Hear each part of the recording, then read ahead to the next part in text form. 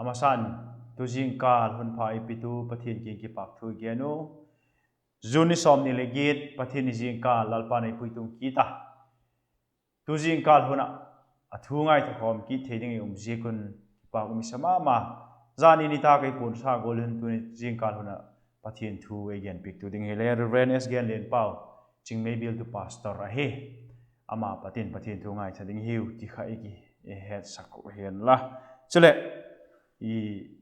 nitak lama program dak sagi le pu kam tu thang revival speaker Pathian Thu ngai thaki ding hiu thutam gen lovin Pathian Thu ngai tha lam lu to ngal din ki sai te no Pathian Thu again pik tu ding ko man pau chap na ni thino chule Pathian Thu ngai tha na nei ding pa chap tiu lalpa juni som ni legi ting nang man le pui tunga la thoki na Zingkal doi tak la thoki na ni le pui tung ki jikil le ki pak tu khong ge nui happy tu dang lam ngai lo tu Zingkal hune hin ka pastor doi tak pastor Genlianpau Chingmei Bialtu Pastor Pathian Thu ngai thading ka kisaki tui lungsi tang mai nang man ama le hung din pi in la la thung gen ding hi na hin lalpa nang man la thakau thing tho in thu min la akising sang na sang a phazol hoi zo nang man hung din pia gen tu hung pang ding in nang ma khong chilu thil tu te zo silangai tu te zo sile la thakau thing tho min lung thimun polin la thu hi a hinga hi gola lalpa lo pi taka mi ti ading amal sol na hi the ning in nang man je ka thungai tha ding to nu eng pol pi pan pi ding in la pan pi na kalal pau dai tak ya sumin khong hi amen ama sapenin tuni hun phai pi imau ai pui tu Pathian ama takin choi hoina kapemasa hi jigolun man tamai simpik Manipur area YouTube channel gongal tu te chungin kaki pakna le kalungoina kalunggil takin kapunga Pathianin emal somen lang ihun loting tamang thedingin ngai thu tele athagau thing thoin yum pi chitta hen Pathian Thu ngai tha ngâitha'itiu vaihom te bunguk na chang som le chang ni Pathian Thu ngâitha'itiu lalpa van sol chak chun hung kilak in akiengin nang mi ha le gal do hang san lalpa na hun pi hi lalpa na hun ahun pi hi ati mun khat ngai tha zomi tino hebrai te bung som le bung thum na changa lahin dan uchu en na panglo hian la nei dan danun lungoi un la ama chun hun tha tham pung ka tin hunu si ngai pung ka atingala lalpan athui bon anin mal somen la Pathianang kunin pau chapitiu lalpa lehe pina lopi tak mai dongin tuni la thugen ninga tak muna nangin leidoi zikin lekin lungil takin ki pak thu ka gen a hi ming ka hi ting lo ka hi himale lalpa nangin thugen tu dingom lo line sung chang bek ki ko ding ai ti lati sung tang sasangat tu ni hin nang leimang thei ti hechinin nang ma sungin tak mun hi khong lo zo hi Jesus la thagau thing thonung polin lang kahun abul apat atop tingin nang nung polin keile ngai thatu te ading lamal somna si golung tu pikin lang thagau lam hat jok na taksa le phat chum jok na ngi dingin na numal somin pi in ti in ngai na takmain lapan pina kalalpa Jesu minin kadona hi amen tuni thupi dungo kalung themong kilang chu Pathian ikingun Pathian lakingin Pathian kakingin Pathian khoi tak munin le yejen Pathian ikingun indas te Pathian te ho chi ata hi le hovel khat mai chau yong kilangu hima adang mu kidingum talongin jigol Pathian cho ho tunin eyun i hiu le chu i Pathian hi Pathian hing vana patin a happy na zigin lei chungin hong kum suka ilampi ding itaksa ko sak ding dan e hila ithagaw ko sak ding dan e hila ei kok mua zia cho zo in ming doi tel na hi ke lo sul doi tel na zigin crossungin mol pho ten khet denin oma ziti ga chun no sanai pu ilal pa chun vana e wading mun sim pik den na lai zia pathian nei tu te jen tu ni hin zia pathian chu lungil takin choi hoi dung hi zia pathian chu i nei dung hi zia pathian chu i king zigin ilung amung ding hi Christian king tu tam tak te lau thong na thu thang zat chum pe zigin jing the himale tu ni hin pathian le king Emmanuel ikingun pathian pathian ikingun zia pathian nei tu te chun i bible da ni ngai thak na khan vai hom te bung buk na khan again kha Israel te chu lieng vai le lung kham takin mang bang tak main Midian te noin gen thi tak main asal tang tau ai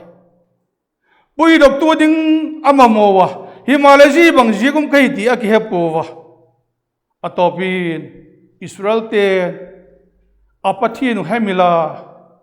mulo pathin albel khak dak jigun ji pathin chu alung ana mel mate khun apik do hi lam he do bhatin apathin akota apathin ko kit phada apathin o hi ki jngai jin ji chunga ko mai jigin ji chun zolni pakhat chun gidon kingin thungen tai zia thugen atil khawna chu ji chu hi tunin zigula chun Christian king tu tam takte ni he dung do ma ma chu hunak saunin le pathini kingon oma ikipak pen hunun le ngan ipathinu ikingon oma hi zia pathin nei tu te ju hi zigun pathin nei tu te lakin pathin hing nei tu hi wa choi san tak pathin nei je ama chu hemilin in khu imang ngai lo ding hi azik chu ikingu jing itoi dan dan zo se e jing tu e jigin hunak sahunun lengan apan pia chudi chun Israel te kum sagilam mel mate khut noi gen thei tak ding kol ho mate na kiselu mun bit nading te ngai tu wa amau lung thima chun abit thei ni adam thei ni ning zo si ngai tu ui himale pathian a kolo jigun bit na nei dik bo thai chi na ngona la ching thei lo ai pathian a ko phau du chun zia pathian chun heta zite pat chun se pai tam ke lo zathum mang cha in gideon malat nan zigal zona hi angchang ke taw e zia pat chun zele naw ni do ke taw e tu ni gen wut chu ko chum te tu ni la ngai ta tu te zo sin Krista to ikang ka la hin Kristai palain ading jingnam ikiengo hin Kristai jingnam ei chu Kristai jingnam em ti iket chin apoi mo in ke ai zia ding chun poi mo ma chu Hebraitia isim na khan hung nu si ngai pung ka thale hung tha thang mai lo ding hi ati Hebraitia king ka thugen chun ngai tu poi tin tunin Christian king tu te zo si king thugen ngai tu tiu ji ipathian chu nang nu si ut pu tha leong tha thamun ngai pui ai le banga ti le ipathian e nu si khasaka hi dim ipathian e nu si na kha e na ama inu si khak se jun ama nu si gol ki lang mai sa ka hi Yejun pathian nu si thei ding hi po wa pathian ikingom pathian chu ping thak dit tak chun ji chu hoi ta ko saknan le ki pak ni khun le ada ni khun le azuin ama chu to hing khom dingin je pathian chu ni si le zan sinin akipol pi ding hi ai Pathian de ki Paul pi zing ding hak sak tak ding hi le kilo mi mala Christian ging tu ten zien sem ding chu hi wai izin Pathian de ki Paul zing na ding a hin Pathian to khom zing na ding a ei nut silo na ding a hin mai thei ding gole poi taksa bon mi phak gu tu le mai thi po wa I hi ding hola ji chui le kain suwa din phachum ding ji chui le kapa ki pak ding ji chui le kanu ki pak ding ti ding ai to wa ko chum ta din ji chun ki po le ko chum tung khang len ding tin khang lai te ho nu ti ho no me lam polin ko chum pui tu ten ko chum khan tonin mai lo thei to win panin lawai I Pathian ei nut silonin eun lengan tunin imimal chi to ken leng nang le la bol ding ngei din ke in chai Ilalpa Yesu Krista nung zui te laka bathroom chan chini chom chan bak gelen unung pasa Yesu Krista nung zui som li te lakin ama hile apanga ginum takin Krista nung zui athini tin apanga hini chuna ma chu Yesu Krista vana che to tingin lengan zilei chunga hin chan chin pha pongin achi hi ai Ama hun mat dan hi tu ni ngai tu thak dum dum chu mi te na he dan ul mi thiam te na sui dan chun ni khatin zakhat ve zel pau chapgi na kilangin het in omai ama cha pau chap tak le angel te ama hai umpin Pathian thagawin ama hai umpin mi te amuwa zebana chun ama lengan Pathian I umpi ti in thamung le lungoi takin Eino selo ei ka kiangum zinga mai ai tin thamu dana Pathian big thi jigin ni khatin tamve tak pau chap khali anga mai cho athanu mai chanjin phagen chulengan aphura ji chun hang san takina chia mithim gen khatwang chu Indian ka mile la toy ati wai ai la tu ni hin Indian gam be philowin ama hin khoi tak monital igenu pen achan chin phapon han chan le Pathian adin pingam na anut silo ana sep pi dan hi thupi isak jigen je chu igen da ut chui ai ole chu ti chun Indian gama Pathian hong no do khen tha di nong del lai nong jam mang hen ati wai je pare chun Armenia gamin ama hi ong tai lo di Armenia gama chun chan chin pha gen chu asun zum kita dam lo tampi te la ken pau chok na te nei pi ga dam lo ten Krista min dam na ong nei wo Gamoi na labok te ho mihing pil na azolo lung kham ma te chu Krista Jesu min ala no to ka mi te chu lungai sang taong hi hu Christian chong pung hu ana sep na ministry chu aung khang to tama mai na kila jing lain Pathianin ang umpi jing na Pathian nu sielo ding a hi na hi jin ming te ipuk sang nau cha hi Jihun lai taka pung taka line ki pak ma dingin ama hin khui ige lai ole ji chun bang tung tam iti hele Armenia na sa khodang pui tu te chun ama chu Christian na Hebrew zota baptisma holeong chang sak zung ta ji ka chun sa kho se se tu je ama hi idel lo dingai no mang dingai tilung thimong nei ta Zilung tim chung nei alung tim nei gol sa ama chu ahong manu azepu soi sakin chenong soi sau ama hingsan nge na matak sa hingsan nge thinai lovin avun ali pipu avun ali mang pipu jijun cross chungin khat denin tai ji chun Jesu nung zui som ni telbar thor mai chu martarin tuni tingin het parking tai Pathian no pinga la banga tile cross sunga khet den oma zigol vunli na to jingai dim nop takin lumna chu kizam mi the then lang mo ai lo le in sun chol damel au na tin thingbul noin chol damel ni san noin zan thawang noi ten nok dan ta hun mang le kilome Pathian nu si ngai lo ding chu unau te ho Pathian nu si na he chin Pathian nu si lo ding he chin te chun Pathian na tuk jing ding he chin te chun au mai thei po wa Pathian lung thim pu in Pathian atut chak jingu azui jeng sekui ai chanjin pakhat vaget salet unum kasa mun khathin a chomlamin mun khathin bigin ki khop naw ma khrishin ging tu ngon chang hiwe ji ki khop na chun ki khop khom jinglan lim le ki pak ta ki khop khom layun communist sepaite ahungu ji sepaite jkot bulin le kha pakhat milim pakhat ong ta ku jesu lim hi ai jisu ji phare chun ki khop na pui tu kinga chun khop naw chol dingin thu api tu ni hin ji ki khop na pui tu te aban banungun la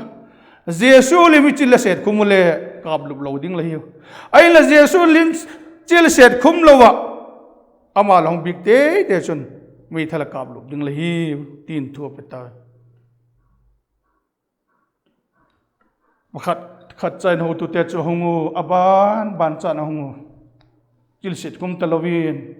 mi pakhat chuna ge nai le tunin ki sef la jing le thei to pin ki sem kin na na ati wa loi pate ti chi ati we mi tam zo te jong chi zo tawa be dingai tai himalay anunung benin zion nungak tek se pi pakhat zion nungak ti tin pathina ding miginum ji chu sille chenin lengan mini zo tak le tok loi adiel mongcha apathin bikna aluku ka chon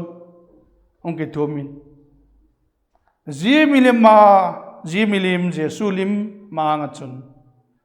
lalpa miten chinung set khumale ke man wang set khum loading ke hi ti lalpa ama ho zo si hil na ngai damin ati ai achil se zo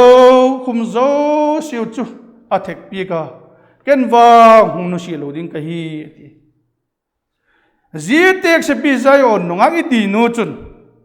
pathini na nun si loading da ne he china ama le thil dang zo si sangin ziak sa namun chun atel ngamai thile kho ka sapui unaw to min krista ania nu si loading ka hi ti ki he chin tak le a thu mai helovi a takin he chin taw ji tak phap chule thile khok salowi akipanu chan chin pha pung tu dingin pathin ikingum hing jing pathin lopi dani gen dingin akipan sik ai apani na chun nang ka kingin la ngala sam som ni pathum na khia tai chun nang ka kingin la ngala ati nang ka king la ngala ti nang ati je koi diem pathin hing ma chale kit tai igen ma sang nei thupi khana gen ut khachu pathin king omati zia pathin king hi sam zik to in hechin ma lung khamak sadhunin le lalpa nang ka king lom chulam mati leng davidin ji hechin ma maya agan chin namun le thamung takin om thea melma gam sala te lakin lengan lalpa nang lom hi atingama hang san takin jesu chungin pathin thili thinan zona changa mel magolia thai chan sin he jing sa pen ama nangon chungin zona ala changi ajik chubang pathin ama ki ngome ti het chin jikin pathin min nang lomi ti het chin tole pathin jesu krista hong toi dan khen ama se bak siam nin thei tobin ago te hil te legan it chalon pedokin akipese ku hi ai tunin ko chum te lakin kian chin le hinu hunak sa huni tiwa tu lai takhin thu thang leng vel tam tak te boina chum zon na be plelo gal pi tel su wang igam suin adal zaka politician te din monala boita how to tell how to hidul taku not taka vai hom na thei talo mihing tela kilian zovek ta Christian kai kitingal thukilak tu na la tom hui jingta ikiengo pathian chula jingi tho huigen takle nang ka kiel om nga la ti pathin om nai kitingam zel platform chuan nal tak ki ge lung gil khan om naim ti tunin ken chiniti ho tu tam tak tele anel pen tele mi te nei gen si khak deu le pastor lai la nam pui tu lai officer lai le lengan zite chunga digna thu ge na kin thei pe na revenge bowling ki udil kilon unau te ho jiding alai loin ka he hi ai tu ni nang ka kinga lom nga la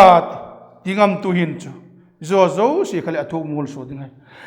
zo si sa hak sat na khale athuk mul so na lai dingai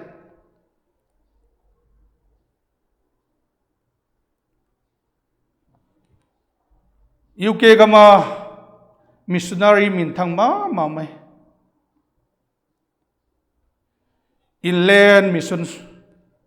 society alapu tok alaki gen James Hudson Terrell chan china pathin ne khat bak inland udum kasa ama hi kumli chahin ko chung pui tu te holim na ka he angai tha ama ul hang pangai pu holim ki tu ko chung pui tu ten foreign missionary chi hi thil pa hi abi tak main chaina ga missionary se sol do ding thei dingi ko chung te ngai tu ding thil pa ma pa hi himale kai chaina gam ji chi ding chu mi ngai tu na chun mi hi mu do ding hak sama mai je hat san te rolin chu kumli cha hi in idina lagyan kei chaina gama kalet phal missionary chi ding ka hi kei chaina gama kalet phal missionary chi ding ka hi Hudson tay roli taksa mi sel lo takhile kilomin akilang achan chinin kamudanin hijunun chom khatyong chin himale lalpa ni khatchu lalpa o he in chaina gamin kiya dingin konta ti hoi ama het thenge nge oin heta zini barchun missionary tak dingin kumli athugen te kha ama hung ki reviewin ti te heng het do thak umin chaina gama missionary din ke a dingin konta ti ochunil golovin apom tai zia barchun hung kising satawa chaina gama missionary ni chaina gam pau thi mangaya missionary ning kahile chanchin phagen jing thena ning chun banghem mi ten ezui the ding bol ding ati line dam doi het angai ti dam doi lam het thim na zila achom lamin geni tin jebana chun chaina gamum ni chain de te nel na ding doi na in ti in amau ko sakdan amau chon dana amau gola nung chang ne ya chon ding ding ko sak ding anek gol unek ding jebana chun ki chei da no ki chei ding jigol chukom lowa ka english ki chei dan standard ka mai chun amau la ka chum mi khol li kai jigin chanchin pan sep na ding dal tu lin pen hiding kai ati ai zo sia amau gam ki chei na le nek le chak zo si chu he mil chei na ko sak dan nan ko sadingin ahin khun thupok na sim ta ke jiding chun ong kizil panta ai jing lai chu nu nau te hoi het ding apoi mo ma chu ama hin hak satna tok lo din ni koi khak lo ding hi ai hak satna thupi ta to ka chom lamin chai na ga ma sep sunga hin acha pathum asuna adoi tak aji asun ki da je zo chun jiong ne ke je chul asun na lai himalaya ma hi pathina dingin apau chapa lalpa chaina gamin missionary apin chaina gam adingin missionary apin tin apau chapa nikhachu Cambridge apada mi min thang tak mi thiam tak mi pasagi te chun ji chaina gam missionary ding chun ki pedok tawai ji te ki pik dona in khovel athong ma maya zit golami min thang la sep na lo pi tak nei te hi mi te na gel danu chun zigol missionary ding in ki pe puna thi akoi danu himale ji mi pasagi te ji hin mi te lung thimin mi te holim na tulai te ding le COVID-19 nat na tu ni positive bangza ta wen i ho lim gulu zite ki piek na ho lim na chu ache ta zung me missionary ti je chu mi tam takin hong het chin lo pathian na sem to panal ta ye zigol zanak sanna to puminum male nang ka kiang lo mi ti hi hatsan te rolin het chin zigin lung ke lovin akiong pathian chu sungin agam lu na kile kida câu chum liên chum tekin thu of again challenge thu te again hi ai je gen jing lai khang lai te chau nai thupi ka sama ma maya missionaria pathian na sem ni ki pi ki chun ama sapena mi te ne gen ning su hi thei pun la hi zo pun la mol su zo pun la thili thei lo impossible sap te na tiu kha ni chui apadi na chun hak sama ma ding hi jugol na sep ding hi ti ai la pathum na chun ti te tu adin jesus zo nai ati a hi te tu ading in zo na a hi je zo na thuguk cha chu kinin hat sat te rol chun chaina gamin pathin na sema khang lai te lakin nagam lomun chona pi je chona pi jing lai chun entimo chaina gama asinga sanga pathin hello mang thai ding te hin na ko en le chunu than dok mus lo le em huk to ding hin hok dok tu ding nang i poi mo ki lo le em halai ki parin lang tu ni jigam hin chan chin pha gen tu ding amamo a hi jigam hin chan chin pha polu tu ding amamo a hi ti Unau teo tu ni tingin amamo ai igamun chan chin pha polu tu ding amamo ai nang ka kiang lo mi lalpa ke ma ki paning ka ti ki pandok ding imamo ai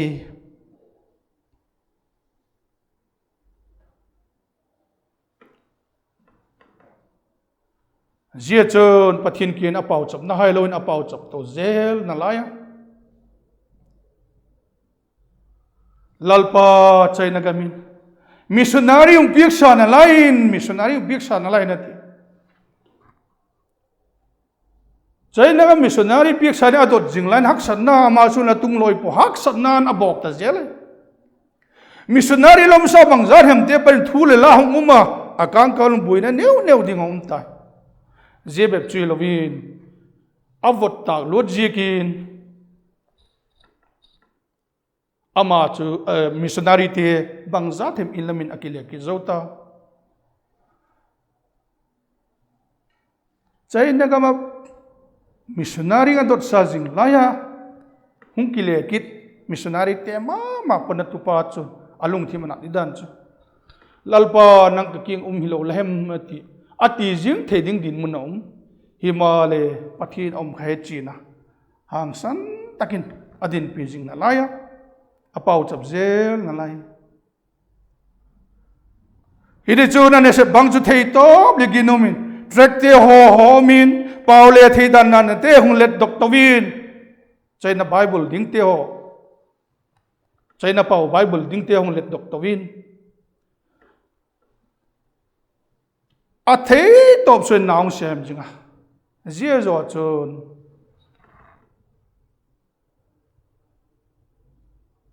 thu ki pak lo tak mai hung tung den agin chap pu in lamin hong chita in lamin hiding poi mo ne hina agam lamin nang chikida zi kang kal jun pathianin apau chamna ala don hu pik na missionary tam tagong pung sain sang khale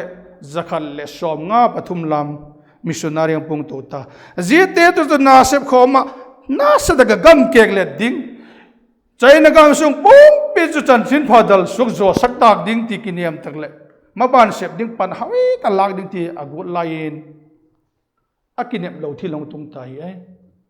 zithil tung chu bangai tam matil illa machi kalkit main chai na gama buddhism pui tu te ho chun chai na mi te ho chun ging lo te communist te chun ti zite chun missionary som nga pagiet agolo angong alatan piku now pang som ni laguk lamte agol latan piki doi Jesu chu he lalpan ka pau cham nai do nu ta kum som thum wal lam ji tak monen ka sem ta missionary pisan kati sang le ti lamai peta o gam chai na gam chun chan chin pha hong dal zak tan tin Pathian lo te asing asanga meidi la chin mang thai ding te hin ahuk ding ding ji jan ki pan ta ti panna sa ta la gol lai o malam kinem na ta gen lion jigul bad news su amakin to dinom ta poya samama akile kita chai na gam lam zunin himale sot man talowin June kenin tarik ni khadatiwa kenin tarik thumati ji chun Pathianin ama ki nga chol dingin alalata hi himale chaina gama dinga ama nanu chi thupi ma pakhata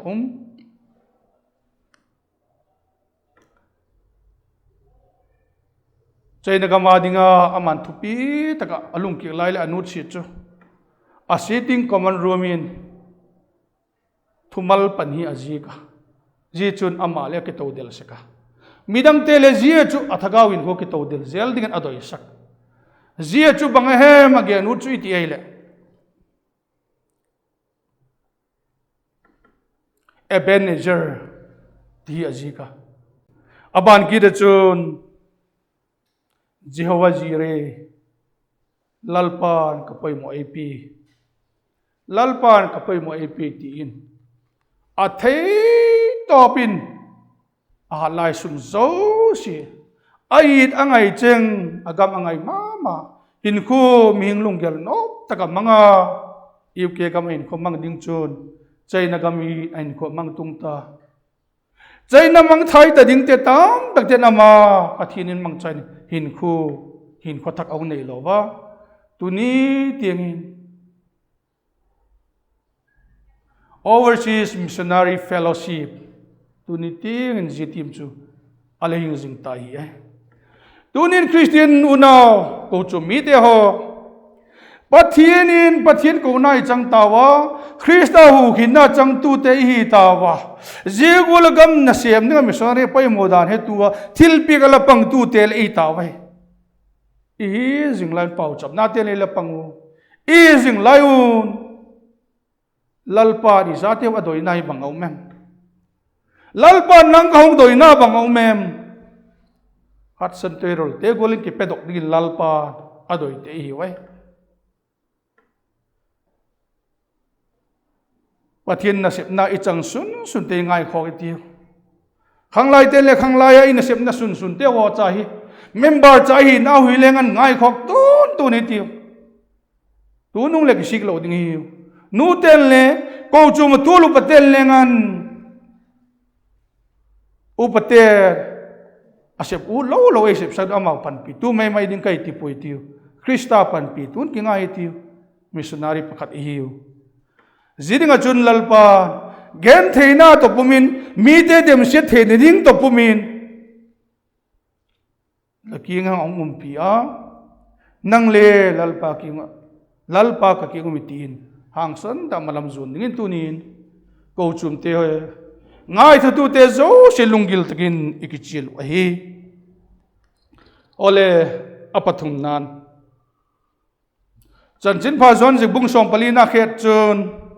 chang som ni pasagi khan thamung takin umun keima thamun na gol ngei chun keima thamun na ngei chun ati thamun na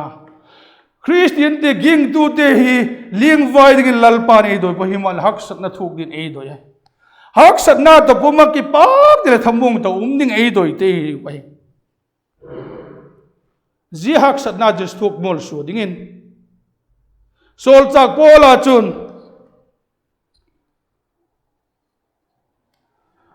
asem tun na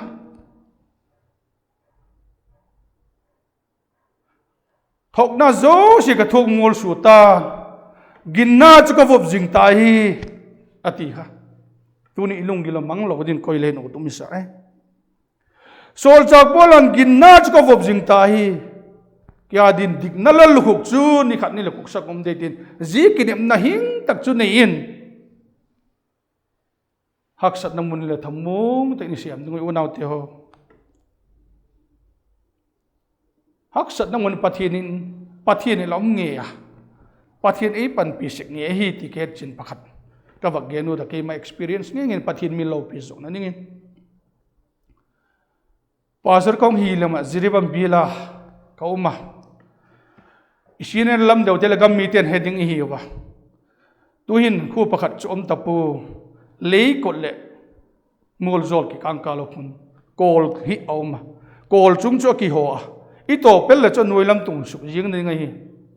aji ju quality de la sung chung ai ji kin pel na ding le om pu a ki kang nan thinga ki do thing chu a hoi lo ta ki sang zel ding ti ka ngai tu nan ka ko ya ai la ji sung hi khang ma sa zo si le la pal ding hi ti ka ngai tu na no ma zion lai ta ka chu ma thep na hong tung chu ka pai ni kum chan kala suna amanung zo akum kidin pastor kong hi pastor kai zo join ji amang nu china so lo chai kin la ya ta jun ka chin kalung themong kilang thu chu lapa chot nanung e ve ti kalung themong kilang makasama mamya ka hello kal ka mit tui nei chuma ka hello kali ta ka kol la ka chi ka hilam le ka ki hepo ka ki ve pai ta ba himalaya pathin e la phalina hak sadakin jitak munju kalon gal kai ta ka chi ki dingin ka phul ma maya ji zoning chun ke la thiam lo pen pa jun la te kaung sa gam la ka ku man le lo wa cha ham gitte ganing ham gitte hen lo chum loe gam mang thing hoi thei dan chu elam hi le a ke bi te ding le apung asang lak do yung thei ding mun le al hi lei kot gam oi dan ko mutia ding chun jing lai chun amun khong tung kita achung su ni sai alamato ka choli ka gilo pu giga gigne chol na ding mun om di zela khan kalung thimang khoya mit tui topumi tak mun chu kapal gal ka kita kapal kal ka ya ka glon gal ka phada ka ji kol chu ka zo phadin aban chada chun ka van puk karok saiting ke ka beding je chu kang atha ka khub din ka pau chap tai lalpa bangati le ni kum cha kum khalle hinai lova ka pai jun tha be hi ke january february ka chinai kitai je chun hiti gol hi ka pa nung kalung thingwa hiti lieng vai takle lung hel ta hin ko mang ning kem nang lo mi lo hi em lalpa ke di tai lalpa ji na le thamon lo le ke chu thamong zo lo ding kai tai ka ti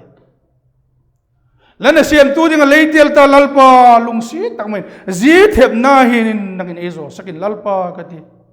nang malon ke mahanan ka zo ta lo hi lung si tak mai ji muni nang man le ke pi na yen lang la zo na chu het sak tan ka ti jesu min ka do ni amen tin ka ki pal le kal bang ja dem ka chi jing lain bangati le jitak mun ka setan hun pi lai empty kalung thimung kila lapa nung zui lai puhen kristan nung zui lai lapa le zui ka krista hi sem tu adang pastor evangelist tai lengan tak muni alazu nu alachiwa kristan nung zui ngon hi tuni nang pa nung zui la ki koi jigin gen the lai tu ban pa nung zui ta lo dingin kristan nung zui ki koi ta ji chun ka thang mong the tai ai ngun ne lal pa e ngai da min ka thi nang ma min tak su hang san ten zo pal tang ka thi na lim gom ho ma leng thil palo him lau pung ka nang ka ki lo nga la subject to nal tina ka ji chun thamon takin lal pan ji thamon na chun i tum tai i bible chun zakare chun lal pa tu in la su gi la thu gul thamon chakin chi sakta lo kinna ka midina mutai mi zo si te mudinga la sim chu tin pathian kiang tun kal nga lain thamo takin pathian ki tok din ki sing satai unaw tunin christianin ko tam takin ku kumbang zajan ilema nungin Krista ding a hin thamung takin Krista ki tuk ni chin adim Krista ki tuk pi ni le thamung ti lalpa ti in ama don ni ki man na dim ki suang la na ding nei chun tu hi ong na hi tu lai taki on hi ki hel man khana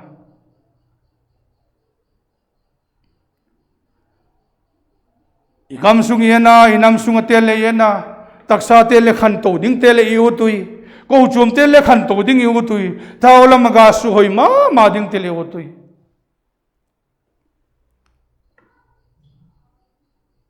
tu lai tak nampui tu ta big tak main tunin Manipur area wop dewa thugeni zikin ingai thi milatinu namsung level lengan government danin Manipur state din munachon delimitation hun ti in mitam tak delung tim suka ki MLA la kinelo bangti tununga takset sila vai hom na assembly choding din mun siam tum na dinga hin pang ding laki umlo iho tu teleling vai ma din ka ko hi himale tunin kalung themung kilang chu chabang kut kumasalam dewa kum sonai pu ka vakhimil tai himale Mizoram Chief Minister Lal Thanwala peace ground ang athugen ka kalung thim ambi beiloi churchan pura zona thlak te hi unaw te ho union territory la donun siksedul ki vaipuk ding la donun thei tobin force te mei thal te le lapanun la thei ta nan thei tom la pangoi la pan naw wanga phai ahi la thil pakhat lammo kai lammo umin ke he je thu gen ngai te kan he zum ka ging cha je gen chu Pathian sulungoi un lang Pathian chung ki thamun un lang Pathian lampi hol podun la Pathian ki pe podun missionary ding le tam thei pen ki pon iung namun ginom takin Christian inaw sulang len lalpa na pik ding itoi khai pe mai ngai jok chon fight zone pastor te thu gen ngai le ki lom na gel jini chief minister pathu gen chu kalung thima sukhama ma dik le ga sai onaw te ho ming hen na le ha na hin chu thamun na ding om zo ngai puiti igen u di himale pui tu te hol lengan tu san Pathian he zoi tiu he na chung chungun ko chum lam pui tu le tak salam pui tu government officer mithiam te hoi lenga Pathian he na chungun he sa goi ti Pathian thamun na hi ei mani nei chu midang te pe son thei ding midang te thamun thei ding in Kristan ei pik thamun na midang te pe son thei din zina se mo puk na chu nang le ke chun tu ni Kristan iling ko chun anga kai ai Zichu kau cum Kristin ging tu kau do mun khada par achuma chan sin pa na siam ni til popol ng kau do te na siap ding chu zichu hi ai tunihin Pathian ikingon ti igen jinglaya til poi mo tam takuma poi mo big te igen a Bible sunga par ilag do thamung takin umun ungnu si ngai pung ga ti tha leong tha tham ngai pung ka nang ka kiang lom nga la ti chen pathuma patahin Pathian ni kingom dani ki chen nan hi ti no Pathian om li thamong thei nam Pathian ni nei nu si second Pathian nang ka kiang lom mi itingam nawem ai lo le Pathian kiang ni tak nawem Pathian ni na mai ka kiang jing nan ka doi go la sem na itin na diem Kong nu che lo din la kian kom jing lain leum pia ka se bak thei to pin long se mi ong tin adiem ziga chun zithil pathum te patahin tunin I Christian in sung I mamal hin khu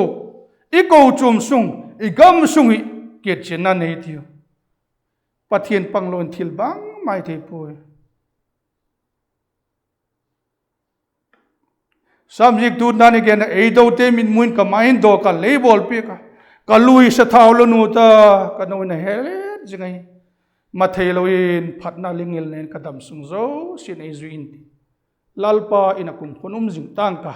tin thamung takin again hi hin mai tu ni hin thamung ta thei ding lai tak nam Pathian chu nang kian om tak tak nam hung nu siang ngai ngai lo din laging cha tak tak nam Pathiana genna ngathi chu abai lamma ma again anopi than nop le lo mi himale atak dinga chun thi gu agit head amang ki to bang mai sakai hi Hudson Terol chun zigol thi gu git gol mang ki changmal ken chu atak dagin kamu hen zigol haksat na ko ma chun ama e ki ngomin pal to zel ding hiu som to zel ding hiu ji chum malama son to zel ding hiu ji pal zo ding a chun chan chin pha pong tu din lalpan tu ni chan chin pha gen tu din thu pha bol tu ding in cham na chim tu ding in lalpai ki ngumin ei dom sang u tai Pathian dop san ta khi ding in thamon na Pathian pan pi vak ji dai ji Pathian chun hung nu si pung tin tha leong tha tham ngai ngai loin ama chun jiding a churong dom sang uta jiding a chun hong chila jiding a chun hang le ke tu ni ki pia jiding a chun in sung siam phading in jiding a chun i ko chom sung siam pha i gam sung siam phadin lalpan tu ni nang le ke e doi hi jegola Pathiani king jinga eile mau king dingin Jesu Christa chu lal chut pha nu sin ki ngai tong takin nang le ke email pu now seni nong pinga in ding dan lam pi ge na jebana chun thawla mi chi ding dan ezil til zo nun cross chung nong thi tu hin wa na mun siamin nang le ke ade no ma ni khan ni le je king ama ki tu te chu pui dong di je ni je hong ni tak chu tak le lalpa le nu si lo kha ki hi lalpa thamung te nang kalanga ka hi lalpa nang lom zigi leithuil na te siamin tunin kalangak ma main nang ma don man kai ta iti thei diamu Jesu Christa hong ki ni takle amma ikiyum Pathian hong ki ni tak chotale thamu tak ama ki don tu dingin ikiyum jinga ama e jing dingin lalpa na thu tom chai gente ileng wa dingun emal som pikchita hen pau chapitiu lalpa tunin la thua hinga thilai hi thea chem sau him pu sai la him zo ji thuing chu lalpa tunin ke mahalo ta panin pon doi na ke lengai thadu ten jing mang pan dingin lalpa nang mal so min la tui sik cha khale lalpa koi zu sanga thum zo in la bol the ji na sep sem thei tu thagau thing thu nang ma ka ki ngun lo lalpa la mi te lung kham lai tham mun tu nang ma lo hung nu si ngai lo wa liang vai lo ke dinga lalpa hak sat nu na le nang ma to se mol so tu dingin nang man lampi long hil zota jezui chi thei dinga chun tu ni la cha te chun naw se min lang ka hunu ka dot na mol ta ku nangun buinam lo ke top tin long zo pi ta jung ki pak thu genin nangin la thu mol som tan ti in la ki pak thu gen pumin kalalpa jesu minin kadonai amen.